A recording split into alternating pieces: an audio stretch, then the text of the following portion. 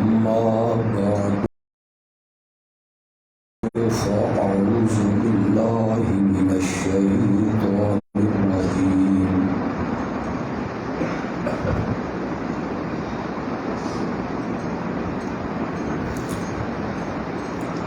بسم الله الرحمن الرحيم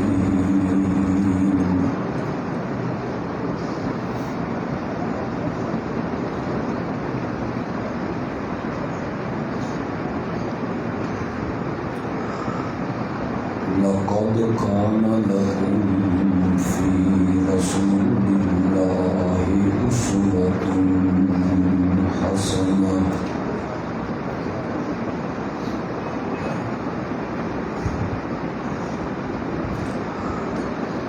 اللهم صل على سيدنا ومولانا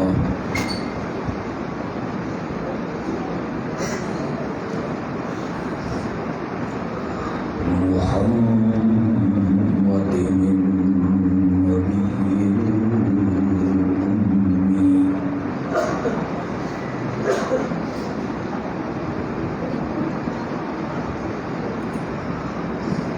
وعلى آله وأصحابه وأزواجه وأهل بيته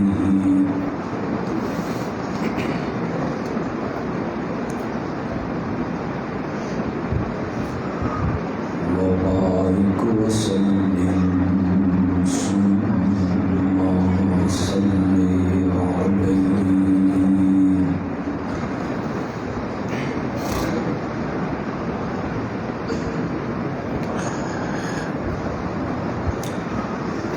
ہر سال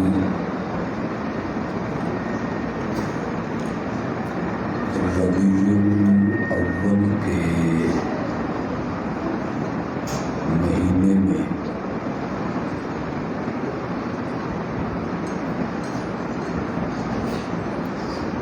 عائشہ مسجد میں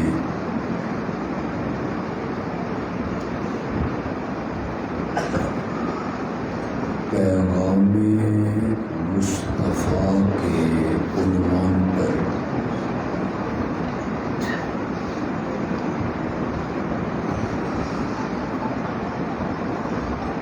یہ پروگرام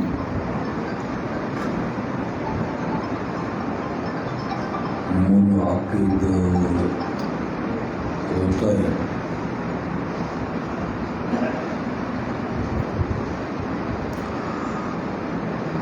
عائشہ مسجد کے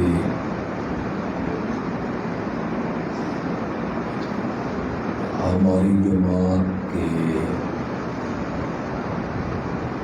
اراکین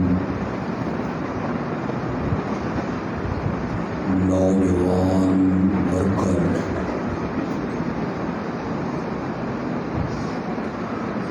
خطیب صاحب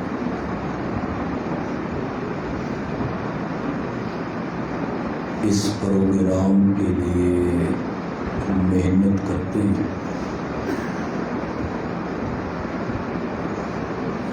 اللہ ان کی اس محنت کو شرف قبولیت عطا فرمائے۔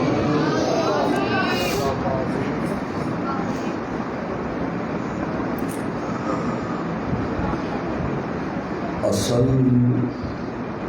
خطاب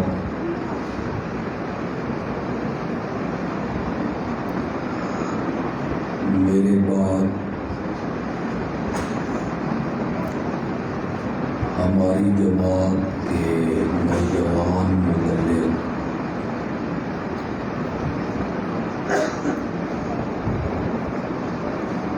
مفتی محمد عمر رحمانی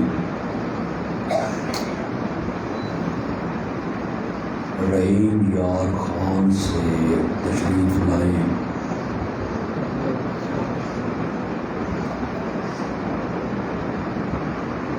ان کا تفصیلی بیان انشاءاللہ آپ سنیں گے۔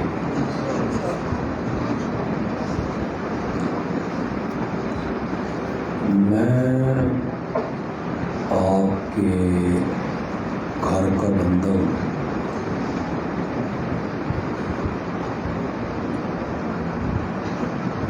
ہر 8 دن کے بعد آپ مجھے سنتے رہتے ہیں،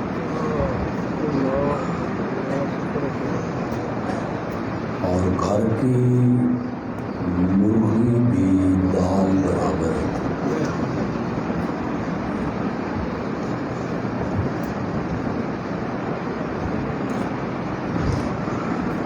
جہاں تک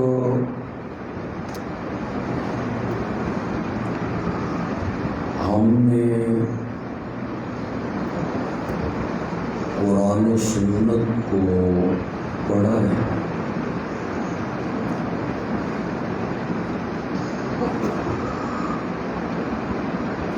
ہمیں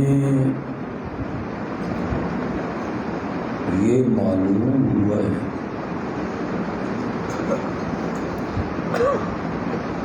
کہ قرآن و سنت نے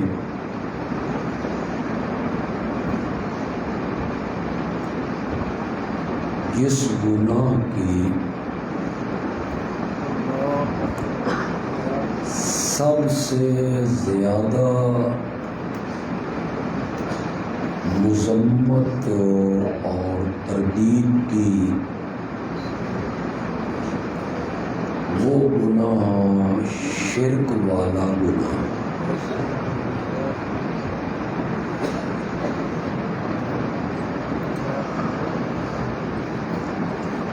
قرآن نے کہا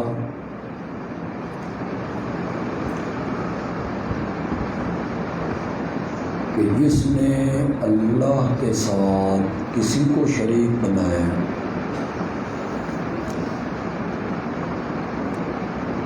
اللہ نے اس پر جنت کو حرام قرار دیا۔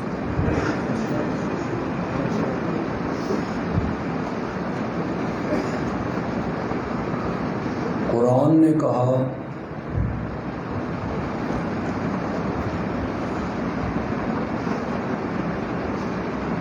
کہ جتنے بھی گناہگار ہیں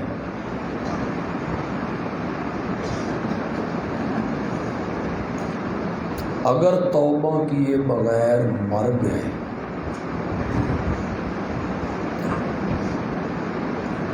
میری رحمت جوش میں آ گئی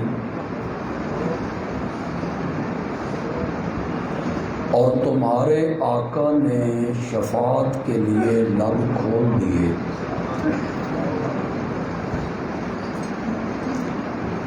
جس گناہگار کو میں چاہوں گا معاف کر دوں،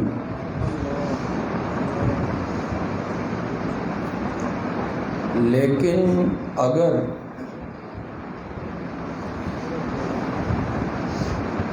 اس نے شرک کا گناہ کیا اور بغیر توبہ کے مر گیا تو میں نے اس کو معاف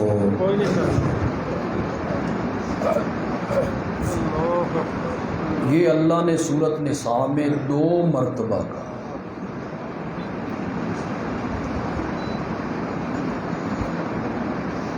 ہماری شریعت نے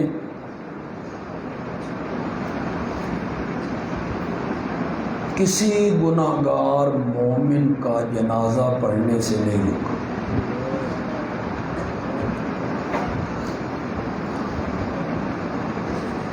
کہیں کہا ہو کہ بے نماز مر جائے تو اس کا جنازہ نہ پڑھو، ایسا نہیں۔ مومن ہے، مومن کلمہ پڑھتا ہے، کسی جگہ پہ کہا ہو کہ زانی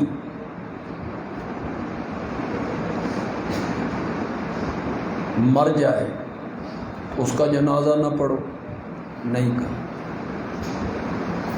چور، ڈاکو، رازن، باپ کو قتل کرنے والا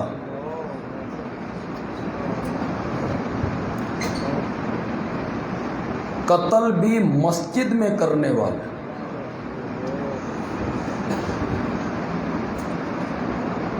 یہ باپ کا قاتل مر جائے اس کے جنازہ پڑھنے سے نہیں روکا، کسی گناہگار کے جنازہ پڑھنے سے دین اسلام نے، شارع نے نہیں روکا، مشرک کے لیے مغفرت کی دعا کرنے سے قرآن نے منع۔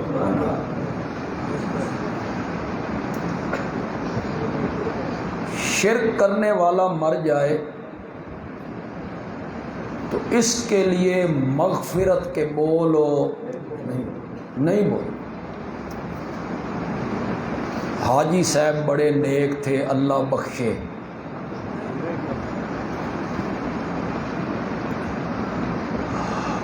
نمازی تھا، اللہ اسے معاف کرے، یا جنازے میں کھڑے ہو کے کہے اللہم اغفر لحینا، روک نہیں۔ میں اکثر بیان کرتا ہوں، کوئی نئے لوگ آئیں تو وہ استفادہ کریں، کیوں روکا؟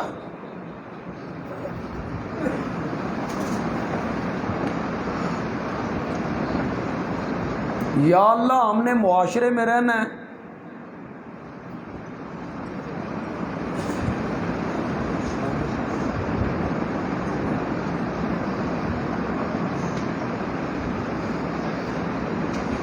میرا باپ ہے، چچا ہے،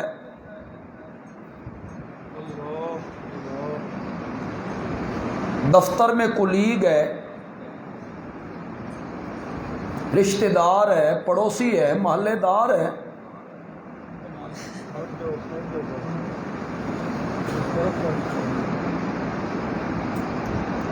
بہ جاؤ بس آرام نال بہ جاؤ، مولانا تو صحیح بہ جاؤ، جی میرے کو تقریر کرانی ہے تو بہ جاؤ، نہیں تو میں تو چھوڑ کے نس جانا۔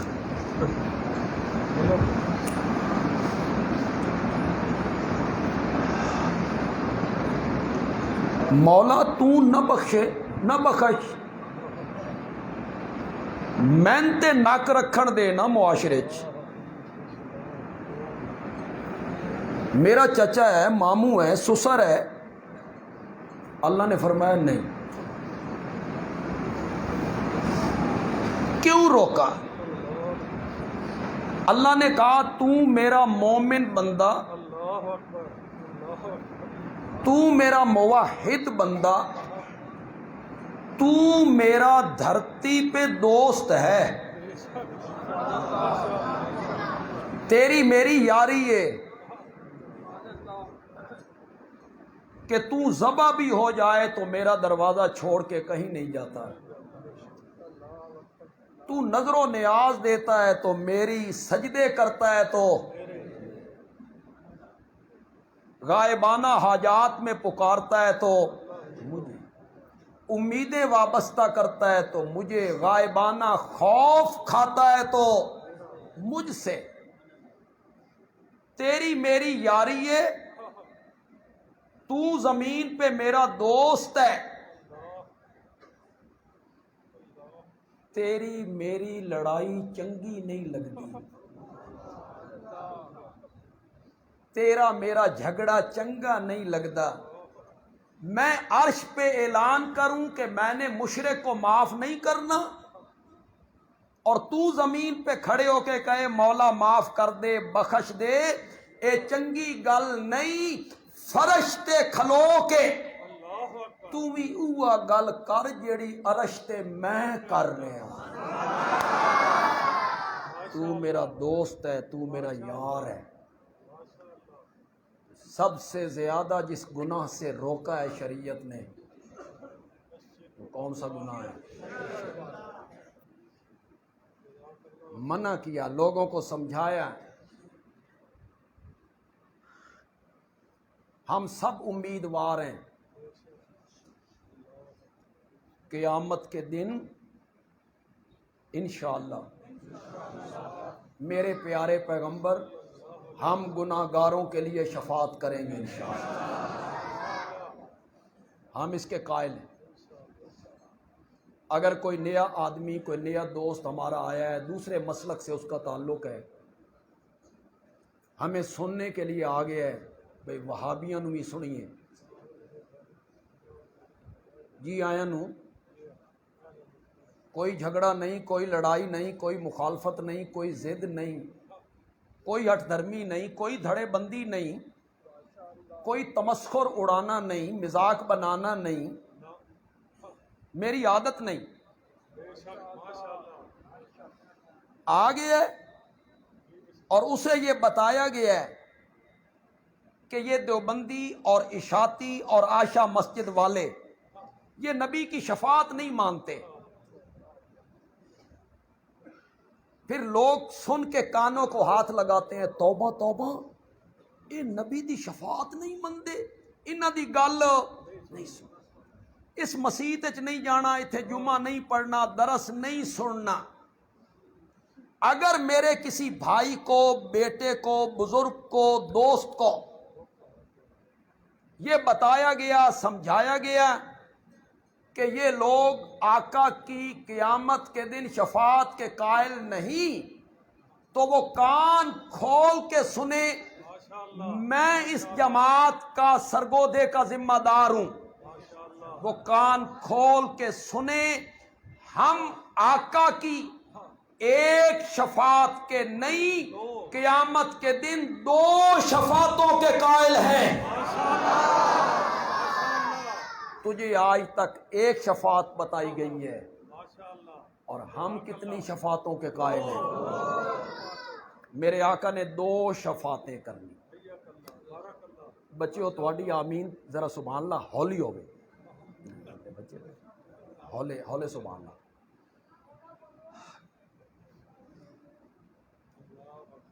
کتنی شفاعتیں کرنی ہے میرے نبی نے؟ ایک شفاعت کبریٰ، کبریٰ کا معنی ہے بڑی، دوسری شفاعت ہے صغریٰ، صغریٰ کا معنی ہے چھوٹی۔ پہلے شفاعت کرنی ہے میرے نبی نے کبریٰ، یہ صرف اپنی امت کے لیے نہیں، ساری کائنات کے لیے میرے نبی نے شفیع بننا ہے، ساری کائنات۔ اس میں یہودی بھی، عیسائی بھی، ہندو بھی، سکھ بھی، مجوسی بھی، اس میں فرعون بھی، حامان بھی، قارون بھی، نمرود بھی، شداد بھی، اس میں ابو جال بھی، ابو لہب بھی، عتبہ بھی، اس میں ابن ابی بھی، مرزئی بھی، اس میں وہ کتے بھی جو میرے نبی کے توہین آمیز خاکے بناتے ہیں اور میرے نبی کی کردار کشی کرتے ہیں، وہ خاکے بنانے والے کو رب نے زندہ جلایا یا نہیں جلایا؟ ایکسیڈنٹ ہوا اور کار میں زندہ جل گیا، کچھ نہیں بچا۔ ہمیں یقین ہے، میں نے کئی مرتبہ تقریروں میں بھی کہا اور مجھے اب بھی یقین ہے، میرے نبی کا دشمن بے نام و نشان ہوگا، یہ مجھے 100% سے زیادہ یقین ہے۔ میرے نبی کا دشمن مٹ جائے گا، نام و نشان اس کا ختم ہو جائے گا، یہ مجھے یقین سورت کوثر کی 3 آیت کو پڑھ کے ہے، جس میں رب کہتا ہے ان شانیہ کا هو الابتر، میرے پیغمبر تیرے دشمنوں کا میں نام و نشان مٹا کے رکھ دوں گا، تیرے دشمنوں کا نام لینے والا بھی کوئی نہیں۔ ابو جہل میرے نبی کا سب سے بڑا دشمن تھا، سب سے بڑا دشمن تھا، نام نہیں سن سکتا تھا، گالیاں بکتا تھا۔ فتح مکہ کے دن اسی ابو جہل کا بیٹا اکرمہ میرے نبی کے دامن میں آ لگا، میرے نبی خیمے میں بیٹھے ہوئے ہیں، اکرمہ کی بیوی نے امان لے لی تھی کہ میرے خامد کو امان دے دی جائے. یہ اکرمہ کو لے کے خیمے میں آئی ہے. میرے نبی نے اٹھ کر استقبال کیا. کن لفظوں کے ساتھ؟ مرحبا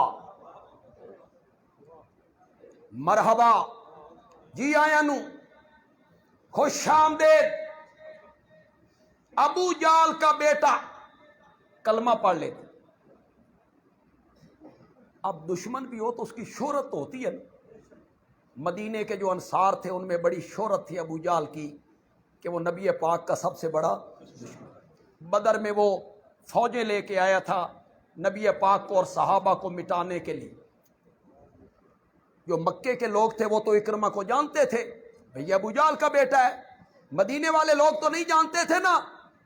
اکرمہ کلمہ پڑھنے کے بعد جو باہر نکلا نا تو صحابہ کے خیمے لگے ہوئے ہیں، یہ خیمہ وہ خیمہ وہ خیمہ وہ خیمہ. ایک خیمے کے قریب سے گزرا نا تو جو لوگ اکرمہ کو نہیں جانتے تھے دوسرے صحابہ نے ان کو بتایا یہ اکرمہ جا رہا ہے، ابو جہل کا بیٹا ہے. اگلے خیمے پہ پہنچا، انہوں نے کہا یہ ابو جہل کا بیٹا جا رہا ہے. تیسرے خیمے پہ پہنچا، انہوں نے آپس میں بات کی، ابو جہل کا بیٹا ہے اکرمہ. اکرمہ واپس آیا، میرے نبی کے خیمے میں داخل ہوا اور داخل ہو کے کہتا ہے یا رسول اللہ صحابہ نو منع کرو میں کوئی ابو جہل دا پتر نہ آکھے. اللہ نے فرمایا میں تیرے دشمنوں کا نام اس طرح مٹا کے رکھ دوں گا، ان کے سکے بیٹے کہیں گے کہ ہمیں اپنے باپ سے منسوب نہ کرو. کوئی بندہ مجھے ابو جہل کا بیٹا نہ کہے. اکرمہ پھر تجھے کیا کہا جائے؟ کہا اکرمہ بن اسلام. اکرمہ اسلام کا بیٹا. جن لوگوں نے میرے نبی کے خاکے بنائے،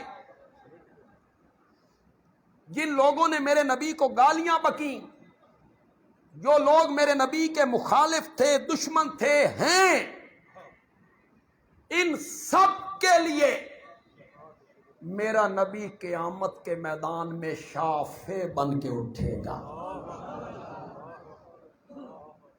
اور شفاعت صرف اتنی کرنی ہے، مولا خلقت بڑی تنگ ہے، میدان معاشر لگا ہوا ہے، زمین تپی ہوئی ہے، سورج قریب ہے، سایہ کوئی نہیں، کھانے پینے کا انتظام کوئی نہیں، حساب بعد میں بھی تو شروع کرنا ہے، ذرا جلدی شروع کر دیں.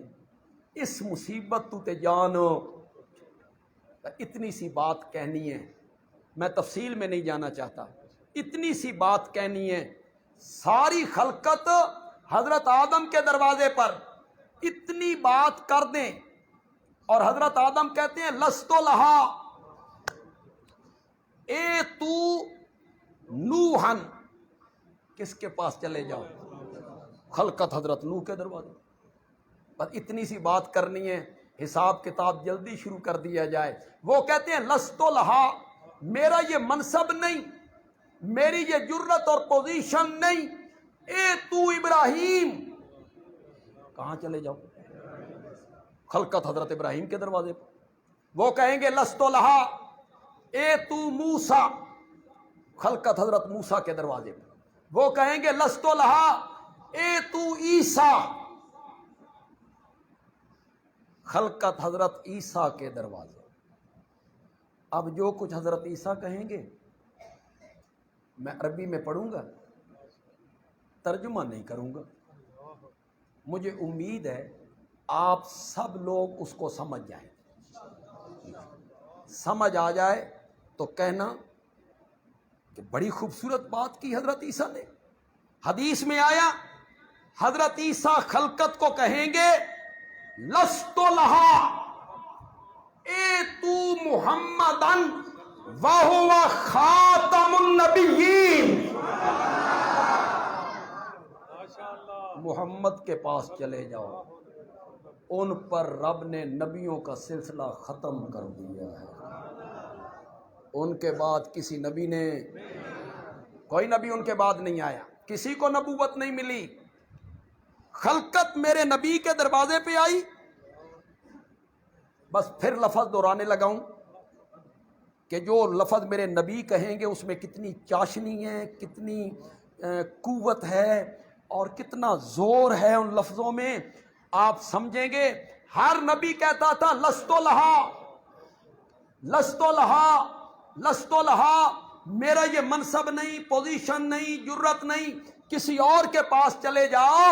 اور خلقت جب میرے نبی کے دروازے پر آ کر یہ مطالبہ کرے گی تو میرا نبی لستو لہا نہیں کہیں گے، میرا نبی کہے گا آنا لہا، آنا لہا، آنا لہا. یہ تو منصب میرا ہے، یہ تو پوزیشن میری. پھر نبی پاک مقام محمود پہ آ کے سر سجدے میں رکھ کے اذن شفاعت طلب کریں گے، مولا شفاعت کی اجازت دے. اور اجازت ملے گی 7 دنوں کے بعد. اور سن رہے ہو کہ کون نہیں سن رہے ہو؟ تمہیں یہاں پڑھایا جاتا ہے جنہاں دا لڑ اسی پھڑے ہویا سن چھڑا کے لے جان، خالہ جی دا واڑا، وہ چھڑا کے لے جائیں گے، وہ سفارش کریں گے. نہ میرے بھائی، 7 دن ہو گئے، 7 دن میرے نبی سر سجدے میں رکھ کے رو رہے ہیں، آنسو بہا رہے ہیں، اللہ کی حمد و ثنا کر رہے ہیں، تحلیل و تکبیر ہو رہی ہے، تحمید و تسبیح ہو رہی ہے، اللہ کی ثنا، اللہ کی خوبیاں. کتنے دن؟ 7 دن. 7 دن شفاعت کے لفظ زبان پہ نہیں آ رہے، نہیں آ رہے، اس لیے کہ شفاعت کرنے کی اوپر سے اجازت نہیں آ رہی. 7 دنوں کے بعد میرے رب نے دست قدرت میرے نبی کے ماتھے مبارک پہ رکھا. ارفع راسک یا محمد. 7 دنوں کے بعد رب نے آپ کے ماتھے پہ ہاتھ رکھ کے اٹھایا. ارفع راسک یا محمد ما یبکیک یا محمد، ارفع راسک یا محمد ما یبکیک یا محمد. کیوں رو رہے ہو؟ سل توتا وشفا تشفا کل تسمع. میرے پیغمبر تو مانگتا چلا جاؤ، میں تیری جھولی بھرتا چلا جاؤں گا. اب کیا مل گئی؟ زور سے بولو یار. اب میرے نبی بولے مولا خلقت بڑی تنگ ہے، حساب کتاب بعد وتی شروع کرنا ہی، ذرا جلدی شروع کر دے. اللہ نے میرے نبی کی شفاعت کو قبول کر. یہ پہلی شفاعت ہے، اس کا نام کیا ہے؟ شفاعت کبریٰ. ساری خلقت کے اللہ کرسی عدالت پہ آ گئے. اللہ اکبر، اللہ اکبر. کیا مقام ہے میرے نبی کا، کیا شان ہے میرے نبی. ہمارے دوستوں نے اتنے عظیم نبی کو جھنڈیوں پہ خوش ہونے والا نبی بنا. انا للہ، لائٹوں سے خوش ہوتا ہے، جھنڈیوں سے خوش ہوتا ہے. اتنے عظیم نبی کو کیا مقام ہے، کیا شان ہے، کیا عظمت ہے. حدیث میں آیا کہ جب رب کرسی عدالت پہ میدان معاشر میں آئیں گے تو رب کی کرسی کے ساتھ جو کرسی رکھی جائے گی وہ آمنہ کے لال کی کرسی ہوگی. اس دن لوگوں کو اب لگائیں، اب یہ کہیں کہ بڑی شان والی.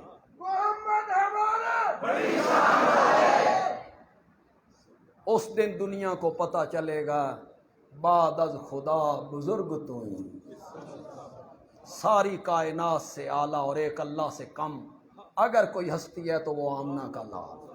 اگلی بات سنی، اگلی یہ جو آج میرے نبی کے خاکے بناتے ہیں، یہ یہودی، عیسائی، ہندو، سکھ، مجوسی، میرے نبی کے مخالف، میرے نبی کے دشمن، اور پہلے کافر، میرے نبی کے زمانے کے کافر، اس سے پہلے کے کافر، فرعون، نمرود، یہ سارے ابو جال، جب ان کو پتہ چلے گا کہ آمنہ کے لال کی بات مانی گئی ہے آپ کی شفاعت قبول ہو گئی ہے، اللہ کرسی عدالت پہ آ گئے، تو حضرت آدم سے لے کر قیامت تک آنے والا جو آخری فرد ہے، ساری کائنات میرے نبی کے نام کے گیت گانے لگ جائے گی، ہر طرف آواز آئے گی، واہ محمد واہ، تیرا جواب ہی کوئی نہیں، واہ محمد واہ، تیری مثال ہی کوئی۔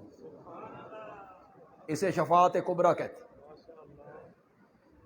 اس کے بعد ہونی ہے شفاعت صغریٰ، کس کے لیے؟ امت کے گناہ گاروں کے لیے، انشاءاللہ ہمیں نصیب ہوگی انشاءاللہ۔ وہ جو آخر میں جا کے میں نے بات کرنی ہے، وہ اپنے موضوع سے میں نے جوڑنا ہے اسے۔ گھر سے باہر نکلے مسکراتے ہوئے، صحابہ بیٹھے ہوئے، میں کہا کرتا ہوں میرا نبی پہلے کتنا خوبصورت ہے، اور پھر مسکراہٹ، پھر تبسم، اس نے تو 4 چاند لگا دیے۔ صحابہ نے پوچھا یا رسول اللہ آج بڑے خوش ہو؟ فرمایا خوش کیوں نہ ہوں، ابھی ابھی جبریل آیا تھا، رب کا پیغام لایا تھا کہ اللہ نے کہا ہے میرے پیارے پیغمبر 2 چیزوں میں سے ایک چن لے۔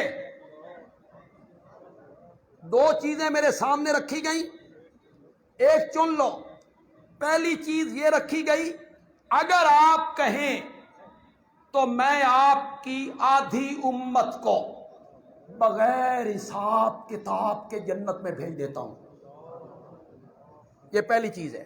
دوسری چیز یہ، آپ مقام شفاعت کو قبول کر لیں، آپ قیامت کے دن شفاعت کریں، آگے میری مرضی کہ میں جو کروں، آپ قیامت کے دن شفاعت کو قبول کریں۔ صحابہ کے ذہن میں یہی بات تھی جو آپ کے ذہن میں آ رہی، آدھی امت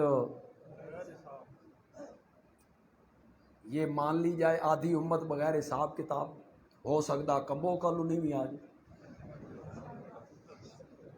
کہ ساڈا بیڑا ہی پار ہو جائے بغیر حساب کتاب کے۔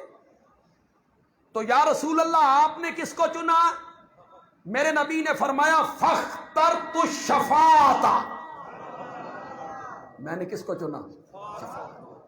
یا رسول اللہ آدھی امت، آدھی، آپ نے وہ پسند نہیں کیا، شفاعت کو پسند کر لیا۔ میرے آقا نے فرمایا مجھے رب کی رحمت سے امید ہے کہ میں جب شفاعت کے لیے لب کھولوں گا تو آدھی سے زیادہ امت کو اپنے ساتھ جنت میں لے کے چلا جاؤں گا، اس لیے میں نے شفاعت کو قبول کیا، اس لیے میں نے شفاعت کو کیا کر لیا؟ قبول کر۔ فاخترت الشفاعۃ، یہ میرے نبی کو یقین کیوں ہے؟ یہ علماء بیان نہیں کرتے، چلو یہ میں آپ کو میں سنا دوں میرے نبی کو یقین کیوں، اور یہ حدیث میں آیا، میرے آقا نے فرمایا ہر نبی کو اللہ ایک ایسی دعا مانگنے کا اختیار دیتے ہیں کہ جب بھی وہ دعا مانگو گے وہ رد نہیں ہوگی، قبول ہی ہو۔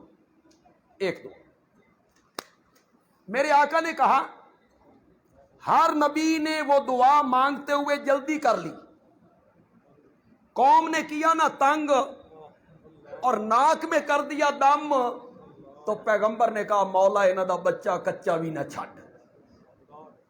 ہر نبی نے وہ دعا مانگنے میں کیا کر لی؟ جلدی کر لی۔ مجھے طائف میں ستایا گیا، میں 3 دفعہ بے ہوش ہو کے گرا، میرے غلام نے بھی کہا کہ بد دعا کر دو، میں نے وہ دعا نہیں کی۔ احد میں میرے دانت شہید ہو گئے، سر مبارک زخمی ہو گیا، میں گڑھے میں گر گیا، میں نے وہ دعا نہیں مانگی۔ میرے 70 صحابہ شہید ہو گئے، میں نے وہ دعا نہیں مانگی۔ میرے چچا کے جسم کے 12 ٹکڑے کر دیے گئے، میں نے وہ دعا نہیں مانگی۔ میری بیٹی زینب کو نیزہ مار کے اونٹنی سے گرایا گیا، میں نے وہ دعا نہیں مانگی۔ مجھے ستایا گیا، مارا گیا، پتھروں کی بارش برسائی گئی، میں نے وہ دعا نہیں مانگی، نہیں مانگی، نہیں مانگی۔ اور میری امت کے گناہ گاروں، وہ دعا میں نے تمہارے لیے سنبھال کے رکھی ہوئی ہے، وہی دعا میں نے قیامت کے دن مانگنی ہے۔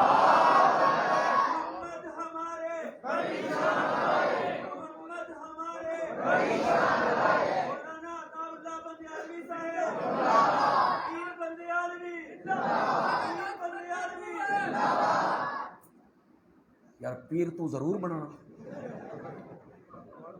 میں بھی کسی خانقاہ اج بہ جاواں گا گھونگٹ پا کے ہو یہی کرتے رہنا۔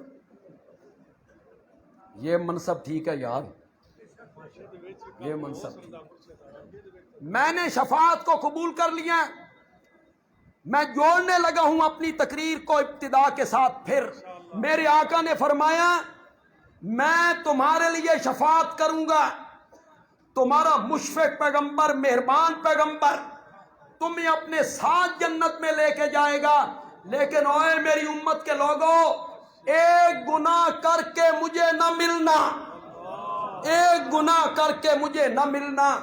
اگر اس گناہ کے مرتکب بن کر تم میدان محشر میں آؤ گے، مجھے شفاعت کی اجازت نہیں ملے گی، میں نے شفاعت نہیں کرنی۔ صحابہ نے کہا یا رسول اللہ، وہ کون سا منحوس اور غلیظ گناہ ہے جس کا مرتکب میدان محشر میں آئے آپ کی شفاعت سے محروم ہو جائے؟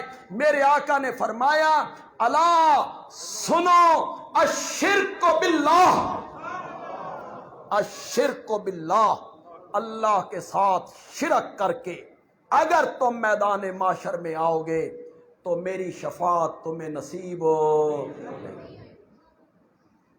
تو قرآن نے، حدیث نے سب سے زیادہ جس جرم اور گناہ سے روکا وہ کیا ہے؟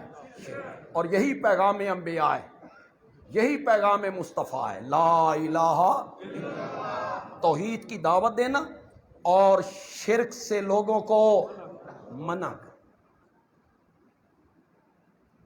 یہ جو لقمان حکیم کی بات آپ سنتے رہتے ہیں، اور پوری قرآن میں ایک سورت ہے لقمان، تو یہ حکیم کوئی معروف معنوں میں حکیم ہے، نبض ویکھن والا،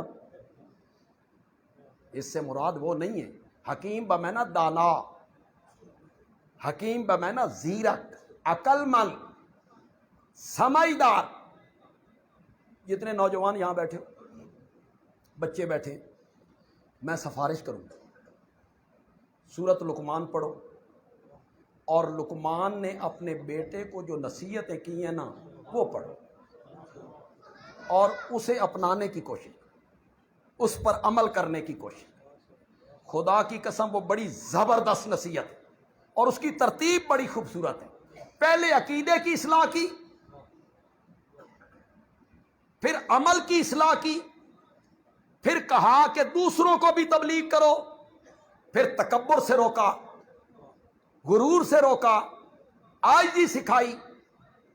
سورت لقمان پڑھیے گا، حضرت لقمان نے سب سے پہلی نصیحت جو اپنے بیٹے کو کی، قرآن نے اس کو نقل کیا، یا بنیا، اے میرے پیارے بیٹے، لا تشرک باللہ، کرو مانا یار، زور سے مانا کرو یار، لا تشرک باللہ، اللہ کے ساتھ کسی کو شریک نہ بنا، شرک نہیں کرنا۔ کیوں؟ ان الشرک لظلم عظیم، شرک کیا ہے؟ صرف ظلم نہیں، باقی گناہ ظلم ہے، چوری ظلم ہے، زنا ظلم ہے، جھوٹ بولنا ظلم ہے، سود کھانا ظلم ہے، رشوت کا کاروبار ظلم ہے، غیبت کرنا ظلم ہے، بہتان باندھنا ظلم ہے، کم تولنا ظلم ہے، گاہک کو دھوکہ دینا ظلم ہے، اور شرک ظلم نہیں ہے۔ ان الشرک لظلم، یہ جو عربی کا ظلم ہے نا، ایک اردو دے معنی چ نہیں، اردو کے معنی میں ظلم ایک اور مفہوم میں استعمال ہوتا ہے، کسی کا پنجہ مروڑ دینا، کسی کو تھپڑ مار دینا، بڑا ظالم ہے بھائی۔ عربی میں ظلم کا یہ معنی نہیں ہے، عربی میں ظلم کا معنی ہے وضع الشیء فی غیر محلی ہی، چیز کو اپنی مناسب جگہ پہ نہ رکھنا، ایسی جگہ پہ رکھنا جو جگہ اس کے لائق، یہ کیا ہوگا؟ ظلم۔ یہ کیا ہوگا؟ چیز کو اپنی جگہ پہ نہ رکھنا، ایسی جگہ پہ رکھ دینا جو جگہ اس کے مناسب ہو۔ سمجھ آ گئی؟ آپ نہیں آئی تو مجھے اللہ نے توفیق دی ہے، میں چٹکی میں سمجھا دیتا ہوں، یوں سمجھا دیتا ہوں۔ جس مسجد میں میں جمعہ پڑھاتا ہوں، معاویہ مسجد، اس سے 4 مکان چھوڑ کے آگے ایک ڈاکٹر صاحب بیٹھتے ہیں، ان کا کلینک۔ مریض آئے، ڈاکٹر صاحب نہیں آئے، کافی دیر ڈاکٹروں نے کیا مریضوں نے کیا انتظار، آخر میں مریضوں نے کیا مشورہ کہ یار ڈاکٹر صاحب تے آئے نہیں، اے بندیالوی صاحب بڑے خطیب نے تے شہر دے عالم نے، تے بندیالوی صاحب نو آکھیے بھئی ڈاکٹر دی کرسی تے بیٹھ کے مریض چیک کرن، تے جس ٹائم انہوں نے مجھے ڈاکٹر کی کرسی پہ بٹھانا ہے تو یہ اس کرسی کے ساتھ کیا ہے؟ میں اس کرسی کے لائق، میں اگر ڈاکٹر دی کرسی تے بہانا نا، اس تو پہلے ایک قبرستان دا انتظام کرو، اگر مریض میں چیک کرنے۔ عالم کو ڈاکٹر کی کرسی پہ بٹھائیں، کیا ہوگا؟ ڈاکٹر کو وکیل کی کرسی پہ بٹھائیں، وکیل کو انجینئر کی کرسی پہ بٹھائیں، ظلم۔ یہ ظلم، چیز کو اپنی جگہ پہ نہ رکھنا، ایسی جگہ پہ رکھنا جو اس کے مناسب نہیں ہے۔ ظلم کی یہ تعریف ہے، شرک پہ کیسے فٹ آ رہی ہے۔ وہ صفتیں، عالم الغیب ہونا، کس کی صفت ہے؟ مشکل کشا ہونا، حاجت روا ہونا، متصرف الامور ہونا، سجدے کے لائق ہونا، نظر و نیاز کے لائق ہونا۔ صفات کی جو چادر رب کے کاندھے پر سجتی ہے، اس چادر کو اتار کر جب نبیوں ولیوں کے کاندھوں پہ رکھو گے تو یہ ظلم ہے، یہ ہے شرک۔ ان الشرک لظلم، سچی بات ہے۔ یہ تو میں نے تمہید شروع کی تھی، اصل میں بیان یہ کرنا چاہتا تھا کہ شرک کے بعد جس گناہ سے سب سے زیادہ شریعت نے روکا ہے وہ بدعت ہے، سب سے زیادہ شرک سے روکا، اور شرک کے بعد جو دوسرا گناہ ہے وہ کیا ہے؟ تو میں بدعت آپ کو سمجھانا چاہتا تھا لیکن وقت کافی ہو گیا ہے۔ ایک بات آپ ذہن میں رکھیں، مولانا ہمارے مہمان ہیں، میں ان کے ہاں تقریر کر کے آیا ہوں، رحیم یار خان۔ یہ جتنے لوگ آپ بیٹھے ہیں نا، اس سے تقریباً 6 گنا زیادہ اجتماع ہوگا وہ جہاں میں تقریر کر کے آیا۔